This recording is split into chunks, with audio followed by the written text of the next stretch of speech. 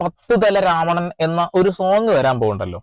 ഇത് ചില സംഖ്യകൾക്ക് എന്നല്ല, പ്രധാനപ്പെട്ട കൃമി കടിക്കുന്ന സംഖ്യകൾക്കൊക്കെ നന്നായിട്ട് കൊണ്ടിട്ടുണ്ട്.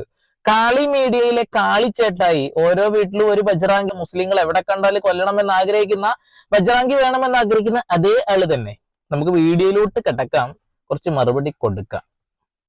രാമനെ അറിയില്ല, എനിക്ക് രാവണനെ അറിയുള്ളൂ എന്ന് വേടൻ.